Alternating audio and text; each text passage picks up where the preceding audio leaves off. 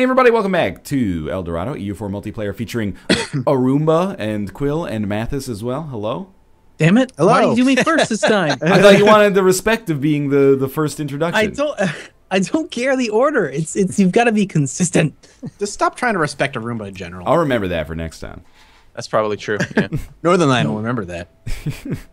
You know what? Next time we'll just have someone else do the intro. How's that sound? We'll just mix it up, confuse you. Gotta use the Dude, I was YouTube watching editor like again. some of our. I was watching some of our earlier series the other day because somebody commented on it, and we were rotating. Yeah. Back then, our intros. I was like, "Why am I saying something?" It was before my hard drive crashed. Yeah. Yeah. That's back when Ryan didn't want to monopolize everything. Yeah. Yeah, you could totally just like learn how to use new software. Just saying. I don't have to. It's an idea. It works so well right now. Mm-hmm. Yeah. I just like to try and interrupt you every so often. It just makes it worse, like, for everybody. Not really. I get a laugh. Yeah, you get a laugh. Okay, Okay, so you, at least it's not worse for me. you get a small victory out of it, admittedly. You know, I think I might have told this story on this series before, but on the, like, Northern Line will remember that thing. In Telltale's Tales from Borderlands games, if you skip the credit sequence at the end by pressing the skip button, it says Telltale Games will remember that with like a little frowny face. It's a really cool nod. That is awesome. Yeah, I agree. Speaking of, I need to go play the new episode of Game of Thrones. I've never tried those. Are they any good? Yeah, they're very good. Yeah, I've gotten to the point where I loved The Walking Dead Season 1. It was like one of my favorite games of that year for sure. And then so many Telltale games just started coming out that I was like, I can't. Like, I guess I'm just going to choose whatever one is like most interesting to me.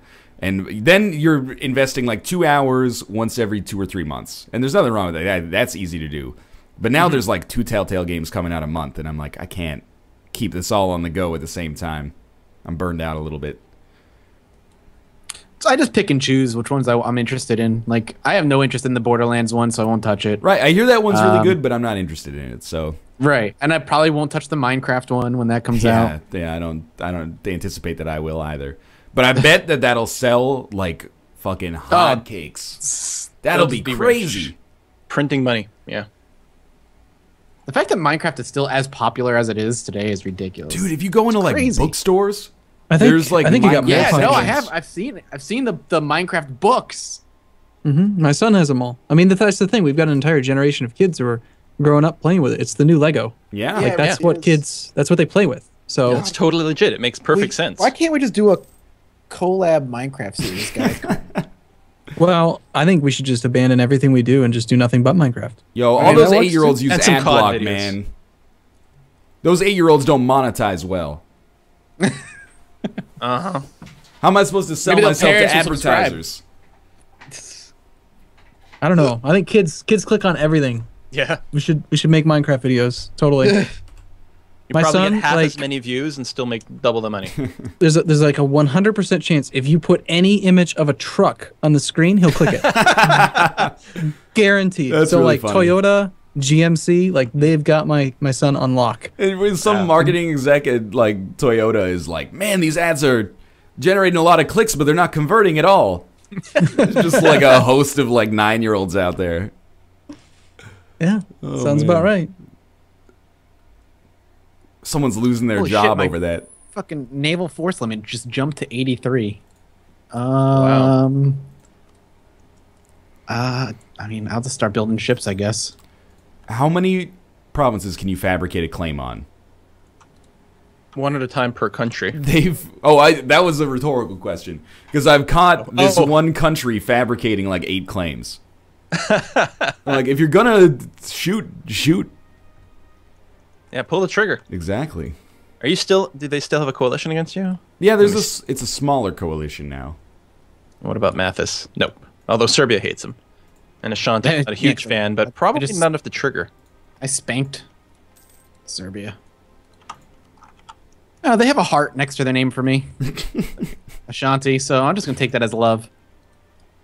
Yeah, they're friendly. I'm getting all my ducks in a row for my 16th birthday. Irene Solani, Empress of the North. You only need to be 15 to leave the Regency Council. Even better. Happy birthday surprise. Exactly. For some strange reason, it's different in EU4 and CK2. 16 and CK2. Get on your shit, Both Paradox. sort of Patch that legit, shit. but yeah, make them the same. Maybe it's historically accurate. Yeah. Regency Council is preventing you from going to war for any reason. You totally remember historically we accurate. all learned about the Council of Hanover. No. Yeah. Did you? No. No, I made it up. I'll admit. I remember hearing you in one of your Binding of Isaac videos where you're like, all you gotta do is just throw in like an adjective and then like some other word and just make it sound big and then it sounds real. Oh yeah. It's like the blank hyphen blank principle or protocol or paradigm, like any word like that. So you'd be like, yeah, man, it's like, of course your income from vassals goes up when you get influence. That's just the Napoli-Finlandia coalition principle. Sounds about right. It's like adding a province or region or city name to food to make it sound better. They call it the Detroit principle. It's named after the exception to the rule. But it's like, oh yeah, this is some Manitoban cod. It's like, oh yeah, that if you're specifying it, it must be for a reason, right? That must be better than normal cod. Yeah, we were watching like a show on the Food Network, and it was called "You Gotta Eat Here," and it was basically just diners, drive-ins, and dives, but in Canada. And they were in Ottawa. So way less Bobby Flay. I mean, not Bobby Flay, but no, they had some other stand-up comedian guy. But I've seen that show. He's in Ottawa, and they're like, well, first off, we batter Pacific cod, and I'm like, you're so far away from the Pacific Ocean. Just call it cod at that point and let people's minds, you know. But I guess it's the Detroit principle. Yeah. I think I first saw it in XKCD comic. I think that's where that's from. But it's like, now you can't unsee that. Like, oh, Ontario blueberries and... Yeah. Well, yeah, hops straight from the Okanagan. Those Yeah. are way better than normal hops. That's true. Don't lie to me. I don't know. I don't think there's a difference in hops. The people that live in the Okanagan seem to think so. Mm-hmm. Shut down some more rebellions over here. Just getting my whole country just stabilized, making sure I'm back up to my force limit, making sure everything's converted, so I've got 100% religious unity. Because then when I start westernizing, not only do I lose 3 stability, but there's like a permanent just +5 unrest. Or actually like -5 national unrest or whatever the fuck. However you want to word it. Do you guys have a sweet spot for your like breakdowns for armies? Like 311 or 312 or something like that? Yeah. You're not gonna know it. Is it a trade secret? Like, No, and Aruma's talked about this quite a bit. Like, he goes and, like, checks combat width and all that stuff, and I'm like, okay, I'm not quite that detailed. But basically, I like to have, like, 2 cavalry and, you know, X number of artillery, and then slightly more than that in infantry. So, like, I do a lot of, like, 8-2-6s or 6-2-6 or something like that. okay. Because you want to have, like, enough front line to protect your cannons. And then there's a ratio. But at a certain point, like, you can actually end up with way more cannons than frontline troops, as long as you've got enough frontline troops to hold the front line. Right? So you can end up, like, if the combat width wherever it's going to be like, I don't know, 12 or something. You could just have, like, 12 frontline troops and then 50 cannons behind that. Okay. I don't think I'm lying when I say that. I'm pretty sure that's accurate-ish. Accurate-ish. If you have more cannons than your frontline troops, your cannons will go on the front line. They'll take double damage. They will go in the front line? Oh. Yeah, absolutely. Even if you have enough front line for the combat width, though. That's what I'm saying. Oh, yeah. No, then they won't. But you have to be really damn sure about the combat width, and it varies based on the terrain. What does the combat width vary from? Like, what's the highest combat width you could expect? 40 is the highest. 40? Yeah, with that high technology. Like, okay. Combat width increases with technology. Yeah. But, like, there's no reason to send more than 40 artillery at that level into combat right away, because every single regiment suffers 0.01 morale damage per day of combat, just automatically, even if they're in the back row taking 0 damage. So even your cannons will lose morale over time. So you should actually cycle them. You send in half of them, and then, you know, a month later, if you've got this huge combat, you send in the other troops a little bit later. That makes sense. I get it.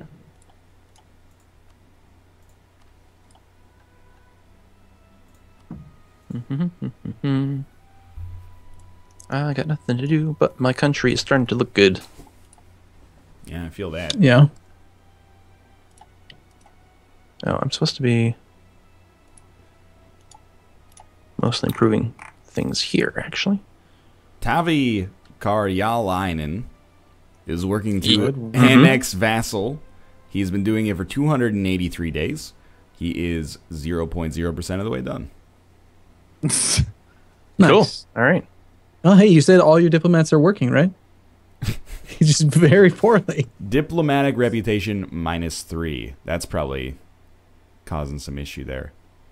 Yeah, it might have something to do with it. It's not that significant, though. Really? It goes away pretty quick. It's probably, are you overextended right now? Like, no.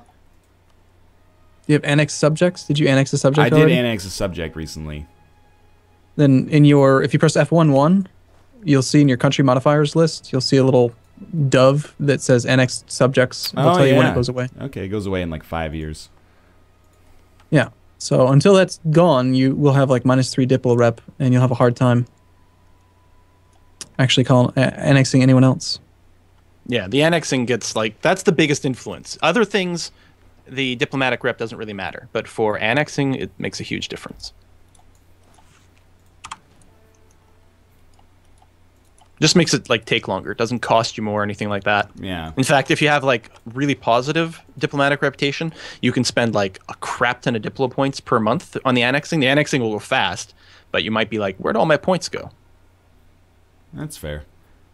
I am spending way too much money on a diplo advisor to raise diplo reputation in the hopes that maybe I can get this a little bit closer to done before my birthday. But I'm losing money in the process. That's okay. I really want a little bit more territory over here. See, my goal is to see how many times I can get the game to put my name on the map. Just I've got- look clumps all over. I got 1, 2, 3, 4, 5, 6, 7, 8, 9, 10, 11, 12 times. That's pretty amazing. Oh, wait. Bermuda, 13 times. Nice. Yeah, there we go. That's what it's all about. It's not about the size of your size, it's about the number. If you I don't know added about that. those font sizes all together, it would be higher than any of ours. Totally. Oh, yeah. Probably true, yeah. No, I'm still pretty low on the score. I still have 38 points. I'm still gaining 0 points a month. So that's not a good sign. My military rank is finally decent again. I'm sitting around like 30 for a little while there, but I'm almost right back to my force limit. And that's without any mercs. Oh, this is No wars planned. Oh, I really want to go after the crib, but It's gonna take 300 months for him to annex this right now. yeah, but that debuff will go Wow. away. You can also get a Diplo Rep Advisor. That's what I did. He has Okay. he has one. It's Yeah. gonna take him 60 years Oh or my whatever that is. Jeebus. Yeah, this fucking war. I And don't want to be, I it's don't It's want to be like in this 4 war anymore. years until that the penalty goes away.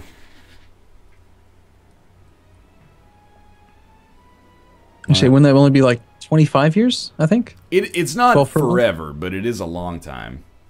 That's actually not, I mean, for a big country, 25 years is pretty common for me, at least. Depends on their base tax, but It hurts a little bit more because like I used to own this country and then the coalition fired. So it's like I'm just taking them back.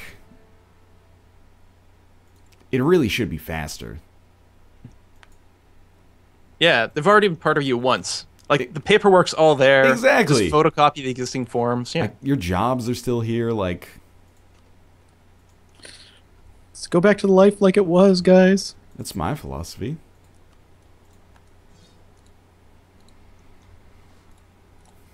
We got some uprisings going on here.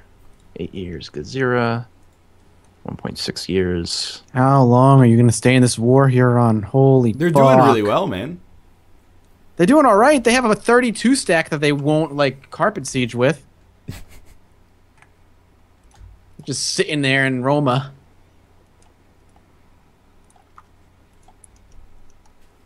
Sometimes the AI seems like a little smarter about goals, though. They'll be like, this is the conquest of Milan. And then once they can take Milan and a couple other things, they're like, okay, that's good to go. When the humans go to war, it's like, this is called the conquest of Milan, but really it's just so I can take half of your country right now. Yeah, that's about right. Yeah, the There's AI a is reason like humans are better at this. Yeah, they're a little more honest. It's a little more realistic too. I mean, historically, a lot of times it was for very limited engagements. This province truly belongs to us, so we're going to fight you for this. Yeah. Very rarely did countries just swallow each other up wholesale. Wow, Bundelgand is being eaten by the Hurons. There's going to be another major European power. Yeah. Although, assuming they're opposed to Nizhny Novgorod, that'll be quite good. It's another But I one think that's they're actually allied with friends. Mathis, which is hilarious. Yeah, the Hurons and Nizhny are currently allied. God, I got they in have with to- them while they were tiny. Oh, yeah? Yeah.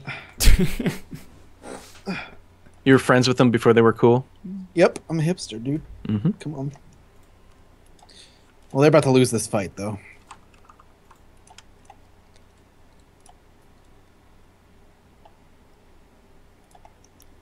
All right. Mark your calendars. June 1548. That's when I'm going to have the Diplo points necessary to take this idea. Get ready. That's not far at all. Can't wait. It's a race between will I be 16? Will this country be annexed? Lots of different things going on. Sorry, 15, right? 15? 15. 15. And they lost the fight, and they just lost like 11 war score. Whoa, when did Thuringia get so big? I know, and they're one of the people that are against you. Yeah, they Hate don't your guts. ever change. Like, I invested a lot into getting them to like me a little bit more.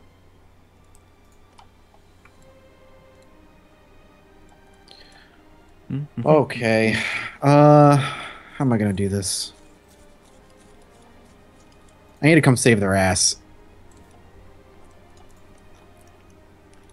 Who you Let want me to go out of this- save? But Huron, I just want to be out of this war. Ooh, I could separate peace out of this war. You should push, Maybe I like, should just do in, that. man. I have to ask for military access from like 3 different people if I want to do that. Just use cogs. My seven transport ships. Yeah, man. To transfer all 45 regiments. You don't need to transfer all 45. How many troops does Bundelkhand have? Like 21 right now. Canada's not the emperor anymore. It's Mexico. North American Mexico. What does that mean? Is that actually Canada, like over in the New World? Can't be, right? No. No, Canada is in Germany. And apparently Mexico is too. Oh, there it is. Yeah. You two must be very happy about that then. It's pretty awesome. I've been enjoying it, even though they hate me. Well, you just have to go and conquer Canada. Well, I think I should just improve relations with Mexico and then be allied to the HRE.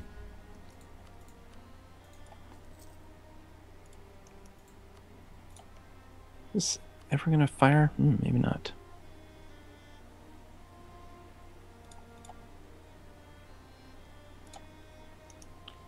Bangladesh's Liberty Desire is slowly going down. They tell us of felt hats. Thanks, Warsburg. Mm-hmm. Hat game real strong right now. Gotta have a fancy hat. It's critical. Everybody in the HRE hates me, but I'm allied to the Emperor. It's perfect.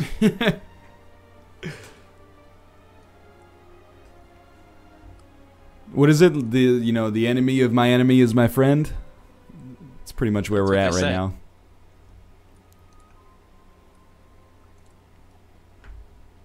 All right, I'm coming, Huron, motherfuckers.